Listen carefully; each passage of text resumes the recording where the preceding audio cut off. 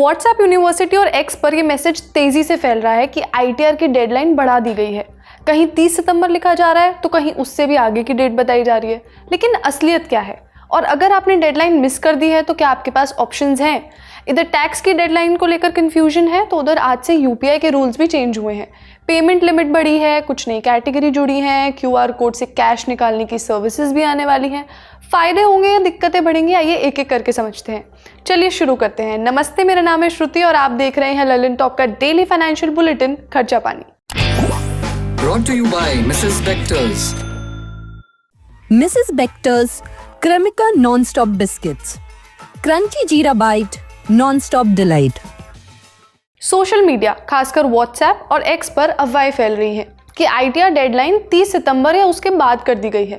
कुछ social media messages में CBDT की तरफ से एक जारी फर्जी सर्कुलर भी शेयर हो रहा है। इनमें दावा किया जा रहा है कि इनकम टैक्स डिपार्टमेंट ने रिटर्न भरने की तारीख बढ़ा दी है, लेकिन इनकम टैक्स डिपार्टमेंट ने क्लियर कर दिया है कि ये फेक न्यूज़ है। 15 सितंबर ही रिटर्न फाइल करने की लास्ट डेट है, मतलब आज। 14 सितंबर को देर रात एक्स पर एक पोस्ट पे डिपार्टमेंट ने सोशल मीडिया पर उस बयान को फर्जी करार दिया जिसमें कहा गया था कि आईटीआर दाखिल करने की अंतिम तिथि 30 सितंबर 2025 तक बढ़ा दी गई है।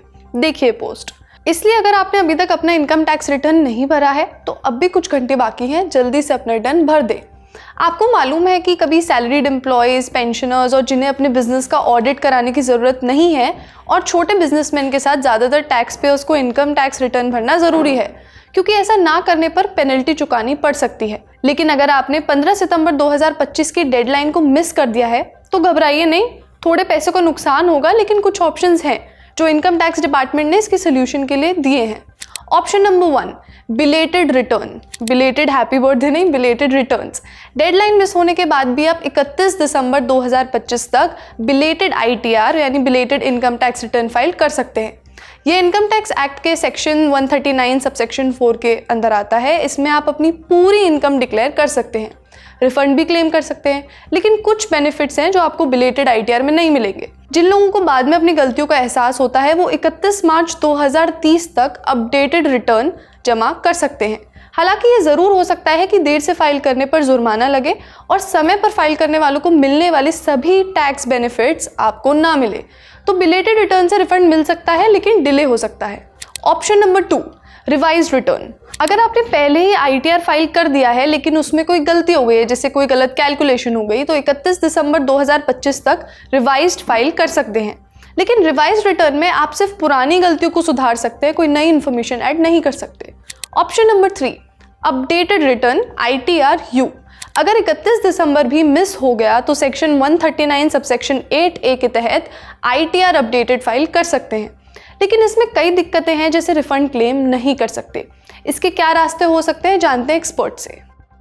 आज ही आखिरी तारीख है, कुछ घंटे बचे हुए हैं, इस पर अपनी रिटर्न फाइल कर दीजिए, इंतजार मत कीजिए, क्योंकि इसका फायदा यह होगा कम से कम आप रिटर्न को रिवाइज कर सकते हैं।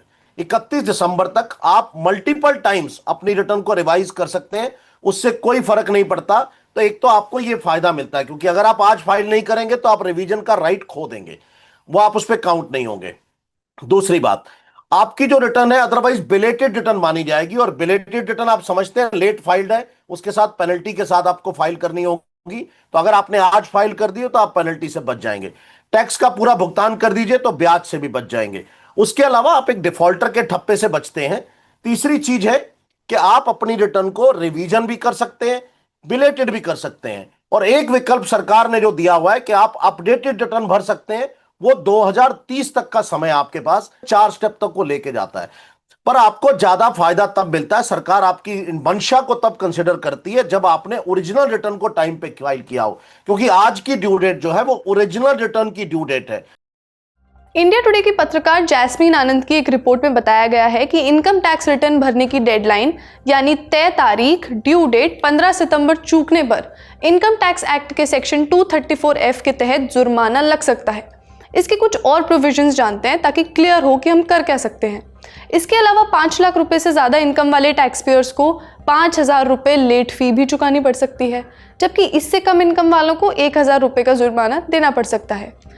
सेक्शन 234A के तहत बकाया राशि यानी आउटस्टैंडिंग अमाउंट पर 1% हर महीने का इंटरेस्ट भी बनता है, जिसकी कैलकुलेशन ओरिजिनल ड्यू डेट से लेकर रिटर्न भरने की डेट तक होती है। एक बड़ी परेशानी ये भी है कि डेडलाइन बीत जाने के बाद अगर आप ओल्ड से न्यू टैक्स रिजीम या न्यू से ओल्ड पर शिफ्ट करना चाहते हैं तो ये पॉसिबल नहीं है। तो अगर आपको अपना टैक्स रिजीम चेंज करना है तो समय से अपनी इनकम टैक्स रिटर्न भरिए। आईटीआर भरने की डेडलाइन चूके तो और क्या दिक्कतें आ सकती हैं, इस बारे में हम एक्सपर्ट को सुनते हैं। अगर आप कम इनकम वाले हैं, व्यक्ति हैं, तो आपको 1,000 रुपए जुर्माना लगता है। लेकिन अगर आपकी आय 2.5 लाख रुपए से कम है तो सरकार ये जुर्माना भी नहीं लेती है, आपसे सिर्फ ब्याज लेती है। और ये जो जुर्माना है ये 10,000 रुपए तक जा सकता है, डिपेंडिंग अपॉन आप किस इनकम टैक्स के स्लैब में आते हैं। ये हो गई बिलेटेड रिटर्न की बात। रिवाइज का मैंने आपको बता दिया, अगर आपने आज फाइल किया तो रिवाइज हो जाएगी, लेकिन आप तो चूके हुए हैं, आपने तो फाइल ही नहीं की है। तो तीसरा आपके पास ऑप्शन जो है वो सिर्फ और सिर्फ अपडेटेड रिटर्न का बचता है। अपडेटेड रिटर्न मतलब आपने दिसंबर तक भी रिटर्न फाइल नहीं की, अब बिलेटेड से भी चूक गए आप, और आपकी आय जो है वो टैक्सेबल है। तो पहली बात तो आप उसके बाद किसी प्रकार का रिफंड क्लेम नहीं कर सकते, आपको कोई रिफंड नहीं मिलेगा। अगर आपको टैक्स देना है तो सरकार को दे सकते हैं। तो वो आप जो है 1 साल अगर आप लेट भरते हैं तो 25% है, और 2 साल लेट करते हैं तो 50% है, 3 साल करते हैं तो 70% है, और अगर चौथे साल में जाते हैं तो 80% एक्स्ट्रा टैक्स देना होता है। मतलब जो आप टैक्स देना है आपको वो तो देना ही है, उसके अलावा ये आपको टैक्स देना पड़ेगा। ये अपडेटेड रिटर्न है। हालांकि सरकार ने अब रिफंड के लिए भी कुछ प्रोविजन किया है कि with the permission of commissioner आपको राइट दिया जा सकता है, अगर आपका रिफंड से चूक गए तो आप ले सकते हैं। पर देखिए ये सब हरासमेंट है। अब बात करते हैं रिफंड की, यानी जिन लोगों ने समय से अपना रिटर्न भर दिया लेकिन अभी रिफंड पेंडिंग है तो उसके क्या कारण हो सकते हैं। एनडीटीवी प्रॉफिट के पत्रकार निखिल पांडे की एक रिपोर्ट में बताया गया है कि पिछले साल 7 करोड़ से ज्यादा आईटीआर दाखिल किए गए, फिर भी लगभग 2 करोड़ टैक्स पेयर्स को गलतियों के लिए नोटिस मिले तो उनको रिफंड भी नहीं मिला। हैरानी की बात यह है कि इनमें से ज्यादातर गलतियां कोई टैक्स एवेजन या टैक्स चोरी के लिए नहीं थी, बल्कि मामूली सी लापरवाही से रिलेटेड थी। इस रिपोर्ट में बताया गया है कि रिफंड में देरी या नोटिस मिलने के पीछे 3 बड़े कारण हैं। पहला कारण है कि कई लोग रिटर्न भरते समय अपना ई-वेरिफिकेशन करना भूल जाते हैं। ये 30 दिनों के अंदर करना होता है, नहीं करते तो रिटर्न इनवैलिड हो जाता है और रिफंड नहीं मिलता। कुछ मामलों में टैक्स पेयर्स को 5,000 रुपए तक का जुर्माना भी लग सकता है। रिफंड फंसने का दूसरा बड़ा कारण है AIS यानी एनुअल इंफॉर्मेशन स्टेटमेंट डेटा की अनदेखी।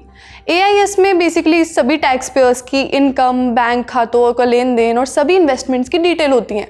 तो अगर वो आपके ITR की डिटेल से मैच नहीं करता तो इसका मतलब कुछ गड़बड़ है। कई बार लोग रिटर्न भरते हुए गलत फॉर्म भी चूज कर लेते हैं। ये रिफंड अटकने का तीसरा सबसे बड़ा कारण है। कई लोग रिटर्न भरने में आसानी हो इसलिए ITR 1 फॉर्म चुनते हैं क्योंकि वो छोटा और थोड़ा आसान होता है, भले ही उनका कोई छोटा मोटा बिजनेस है या कैपिटल गेन्स मिले हैं। ऐसे रिटर्न अमान्य होते हैं और जुर्माना भी लग सकता है। रिटर्न अटकने के और क्या कारण हो सकते हैं और उस सिचुएशन में हम क्या करें, आइए एक्सपर्ट से समझते हैं। देखिए सबसे तो जो जरूरी चीज है, जब उन्होंने रिटर्न भरी थी तो वो चेक करें क्या उन्होंने रिटर्न को वेरीफाई भी कर दिया था, क्योंकि 15 दिन में रिटर्न का वेरिफिकेशन करना होता है। तो हमको बहुत सारे केसेस ऐसे मिलते हैं जिनमें पता लगता है कि रिटर्न को वेरीफाई नहीं किया। नंबर 1। नंबर 2, क्या आपकी कोई पुरानी डिमांड तो नहीं खड़ी है जिसके अगेंस्ट डिपार्टमेंट उसको एडजस्ट करने जा रहा हो। तीसरी चीज, क्या आपने अपने AIS और TIS को ठीक से मिलाया था, 26 AS में आपके डिडक्शंस प्रॉपर थे, जो आपने क्लेम किया था क्या आपको वो आपके 26 AS में आ भी रहा था। जब ये सारी चीजें आप देखेंगे तो आपको मालूम पड़ेगा कि ये वजह है। लेकिन इसके बावजूद भी अगर आपका रिफंड अटक गया है तो मैं एक राय दूंगा, सबसे आसान तरीका इनकम टैक्स में एक ग्रीवियंस का ऊपर बटन है, आप उस पर जाइए और वहां से अपनी ग्रीवियंस लॉन्च कीजिए, अपनी शिकायत लॉन्च कीजिए। डिपार्टमेंट उसको सुनता है और उसके बेसिस पे आपका जल्दी रिफंड जो है प्रोसेस हो जाता है और आपको मिल जाता है। ऐसा अभी तक का है। फिर भी नहीं अगर आपको मिलता है तो थोड़ा इंतजार कीजिए, क्योंकि सरकार ज्यादातर तो आप ये देखिए मैं ऐसे भी केसेस हैं कि 1 घंटे में रिफंड आ गए, ज्यादा से ज्यादा 1 हफ्ते 10 दिन में ज्यादातर रिफंड आ रहे हैं। अब आपके काम की एक और बड़ी खबर, UPI यानी यूनिफाइड पेमेंट इंटरफेस के रूल्स में एक बड़ा चेंज आया है।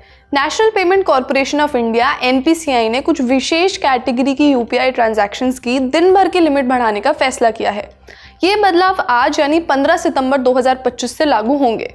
अब इंश्योरेंस, कैपिटल मार्केट यानी शेयर मार्केट वगैरह, लोन की EMI और ट्रैवल कैटेगरी में एक बार में 5 लाख रुपए तक का ट्रांजैक्शन कर सकते हैं, जबकि रोजाना की लिमिट बढ़ाकर 10 लाख रुपए तक कर दी गई है। कौन सी कैटेगरी में भुगतान की क्या सीमा है, इस बारे में आपके सामने ये चार्ट है, आप इसका स्क्रीनशॉट भी ले सकते हैं। हालांकि P2P मतलब पर्सन टू पर्सन भुगतान की लिमिट में कोई चेंज नहीं हुआ है, मतलब एक व्यक्ति से दूसरे व्यक्ति को भेजी जाने वाली अमाउंट की ऊपरी सीमा वैसी ही है जैसे पहले थी। इसके अलावा जैसे अभी बिजनेस कॉरेस्पॉन्डेंट्स या बैंक सखी से डेबिट कार्ड से हम पैसे विड्रॉ कर सकते हैं, वैसे ही NPCI एक नया रूल लाने वाला है जहां UPI के QR कोड से भी एक लिमिट तक पैसे विड्रॉ कर सकते हैं। ये विड्रॉ करने की सुविधा बहुत ही आसान कर देगा और उसके साथ एक ये भी डर है कि क्योंकि UPI ट्रांजैक्शन के लिए उस जगह पर होना ज़रूरी नहीं है, QR कोड कहीं भी भेजा जा सकता है, इस फीचर का लोग कहीं गलत इस्तेमाल ना कर लें। लेकिन अभी इसकी कोई कॉन्फर्मेशन नहीं है। NPCI ने भारतीय रिजर्व बैंक यानी RBI से इस नई सुविधा की मंजूरी मांगी है। NPCI का मानना है कि इससे उन लोगों को सुविधा मिलेगी जो डेबिट कार्ड का इस्तेमाल नहीं करना चाहते या जिन्हें फिंगरप्रिंट और बायोमेट्रिक ऑथेंटिकेशन में दिक्कत होती है। बैंकिंग कॉरेस्पॉन्डेंट्स का काम खासकर ग्रामीण और दूर दराज इलाकों में बहुत इंपॉर्टेंट होता है, जहां बैंक शाखा खोलना संभव नहीं है, वहीं ये काम आते हैं। अभी शहरों में इन BC आउटलेट्स मतलब बैंकिंग कॉरेस्पॉन्डेंट्स आउटलेट्स पर UPI के जरिए 1000 रुपये विड्रॉ हो सकते हैं और ग्रामीण क्षेत्रों में 2000 रुपये तक। आज का खर्चा पानी यहीं तक। अपना ख्याल रखिए और देखते रहिए द ललन टॉप। शुक्रिया।